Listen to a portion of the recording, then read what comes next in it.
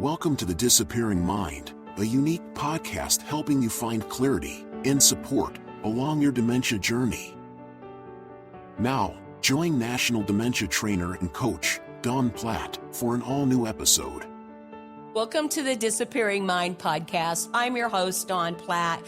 Thank you for joining me today. In today's episode entitled, Becoming the Personal CFO, Where to Start When Taking Over a Loved One's Finances. In this episode, we are going to talk honestly about emotional, logistical, and spiritual realities of memory loss and caregiving. Today, we're digging into something that many caregivers never planned on doing, taking over finances. I meet many families, many spouses, and generally many women who have never written a check, who've never paid the bills, who basically that was taken over by their husband, by their spouse, or maybe you are a daughter who never expected to take over your parents' finances. Whether you're a spouse who suddenly finds yourself responsible for bills you've never seen before, or an adult child stepping into and untangling retirement accounts, mortgages, and medical bills, this is the episode for you. We're going to walk through what it means to become a personal CFO for your loved one.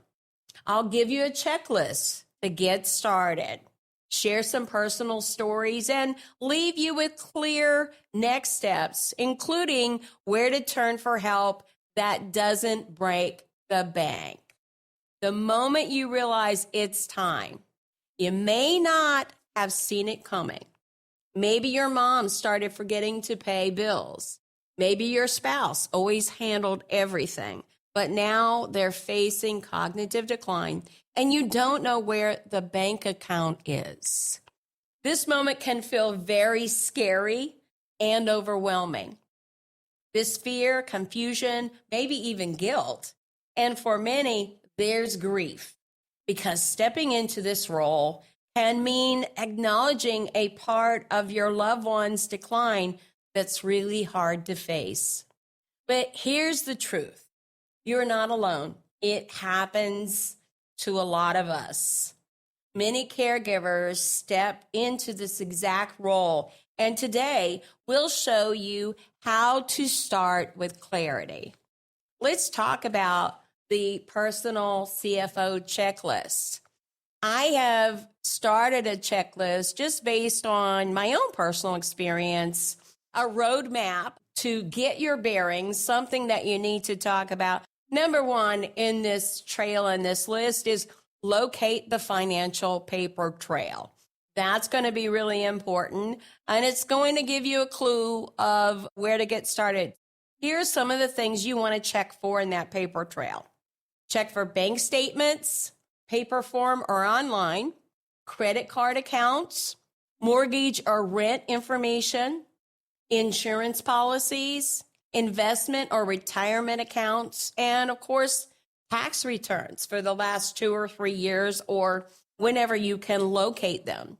If they have used a digital organizer or a spreadsheet, look for it, depending on how organized this person was. In my particular case, none of that existed. I just went through the mail that continued to pile up.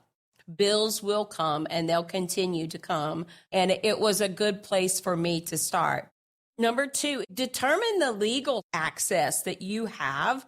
We've talked about this and addressed it on the podcast today, but this is really, really important. Do you have a durable power of attorney? Do you have access to online accounts or need it set up? You will need durable power of attorney to be able to do that anywhere you try to do that. And do you have the authority to speak to Social Security or Medicare? These are things that you will need to determine. If you don't have power of attorney, this is the time to connect with that elder law attorney. We did an entire podcast in and around with an elder law attorney to assist you. Many will offer at least a free consultation, which I recommend before you sign up. Number 3, know what's coming in and what's going out. Perhaps things are automated that maybe you're not aware of. What's the monthly income? Is there a retirement account? Where's the Social Security going? Medicare, all of those things. What is the monthly income with Social Security? Any pensions or annuities? What's the monthly expenses? You can get access to the bank account and go and historically see what's going out. Is it housing? Is it utilities, food, medication, subscriptions? Create a snapshot of their cash flow where expenses are greater than income. You really want to look at that. And number 4, you want to review all of this information that you gather for any gaps or red flags. For instance, is a bill late or continually late, or is there a subscription that just never got canceled, but perhaps they haven't used it in years? Are bills late or unpaid? Is there evidence of scams or subscriptions they don't need or they've been sold? Very, very common, especially in seniors or people who have dementia. Is anyone else accessing their account? These are going to be important when you're looking for red flags and identifying what things look like. Seniors are obviously very frequently targeted for fraud. Their phones, if they still have a landline, will ring all day long. If they are online, they're definitely targeted for fraud and for scams. Really take a look at that. Review any credit reports and account history. That's going to help you as you are reviewing these accounts. Number 5, organize and digitize anything you can. Create a binder or a digital folder labeled Mom's Finances or the Smith Household Finances so that you can put everything in one place. What you want to include in that binder or digital folder are copies of power of attorney or legal documents, account information for bank, insurance, medical, all of that kind of information. The monthly budget, you're going to want to include that in there. Copies of their bank account, their monthly bank account. Medical and insurance information, all of that needs to go together, whether it's life insurance or Part A, Part B type insurance that they have. A simple spreadsheet or a notebook is better than scattered piles. Put it all in one place so it starts making sense. And when you get this all together, if you need to consult a professional, you'll have it there. Build your circle of support. You're going to want to look at and include a financial advisor if possible. An accountant, do they have one? A tax preparer, someone like that who maybe have historically taken care of their business really would be important. An elder law attorney. Now, I say an elder law attorney, but I also recommend a certified bill payer. You don't need an attorney for everything, but you do need one for that initial power of attorney, and you need one for advice. But there are other services available that are much more economical in bill paying type thing and navigating insurance than an elder law attorney.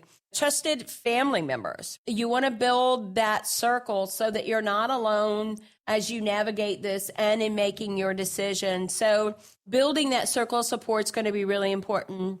You also need to find help that won't overwhelm you. I have a little bit of a story, a scenario about a family who actually did engage an accountant, but the accountant was so focused on just getting everything together that the family really felt overwhelmed that they didn't know where all this paperwork and things were. And of course, to someone who's in the financial world, that is paramount. They can't imagine you not knowing that. And so this family was quite overwhelmed. So you need to find help that's not going to overwhelm you, that's going to hold your hand through it, because it is going to be a process and it's going to take time. Let's talk a little bit about resources, some other resources that might be available in your area, in your market, because if you're stepping into this CFO role, you don't have to be a one-person department. Some of the local resources that you may want to start with or touch base might be the Area Agency on Aging. Oftentimes, they will offer free financial counseling or benefits checkups. They offer these services at no cost 2 seniors and 4 seniors. So that might be a particular resource that you could tap into. The elder services or senior legal aid, depending on what state you live in, they can give you guidance or references, recommendations on help with guardianship or power of attorney, scam protection, those kinds of things. And then the local bank or credit union. Many have senior protection teams. Perhaps you're in a smaller town where your loved one is banked there forever, and they will know the situation and with the right legal paperwork, be able to help you at least historically. And then a library or senior center will often host workshops on budgeting or elder law. And these are resources that you might find helpful to you. There are some online tools and groups that you may want to look at as a resource. The Elder Care Locator, that is a government website, eldercare.acl.gov, that you can go to find resources in your particular area. The Caregiver Action Network is another one. And then, of course, Facebook caregiver support groups are a good way for you to access some kind of support. Please be careful anything you do online in regarding finances or disclosing too much information.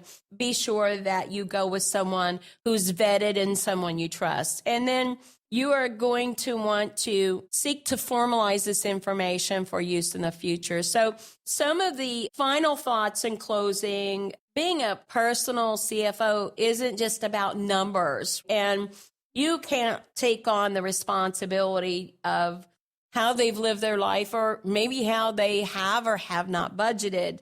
But doing this for someone is really about love and relationship. It's about stepping into a tough role because someone you care about can't do it for themselves anymore. And with that, if they have dementia, they probably made some poor decisions or neglected some things, and blame that on the disease. It just actually happens. I experienced that myself personally.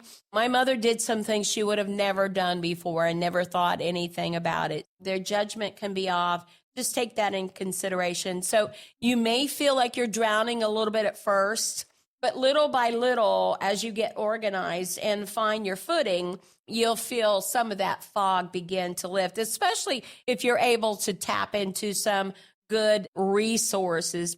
This really isn't about perfection. It's about protection and preparation and doing your best for the season that you're asked to do it. So I want to just really go over these starter checklists that will be available. And there are 10 things that I want to just go through again quickly that I think are important. And I've talked to many wives that this was really the case. The husband was the businessman and she ran the household and he took care of this. And you may be feeling lost, but you're not alone. Here's the CFO starter checklist that I put together, and that is gather all the financial documents, number 1. Number 2, confirm or secure power of attorney. Number 3, create a monthly budget snapshot, know what's happening. Number 4, audit any accounts that exist for fraud or duplicate services. Number 5, set up digital or a paper system where you can keep everything. Number 6, build your advisory circle, legal, financial, and family. Number 7, contact your local area on aging for resources. Number 8, choose, if appropriate, budgeting or organizational tools that you want to use. Number 9, check the credit report and freeze any assets if necessary, so that it doesn't continue to drain the bank account. And then number 10, schedule regular check-ins with trusted helpers so that you can see how you are doing. This process takes a while, but this is a good place for you to start. If you have found this episode helpful, please share it with someone you know who's stepping into the caregiver and the personal CFO role. You're not alone. You're here, and we're here to walk through this with you on the podcast and provide you resources that you need. But until next time, this is Dawn Platt. Make it a memorable day. Thank you for joining us for the Disappearing Mind podcast. We hope it's helped you find clarity and support along your journey. Be sure to subscribe to never miss an episode, visit our website to suggest future topics, and share the podcast with friends and family.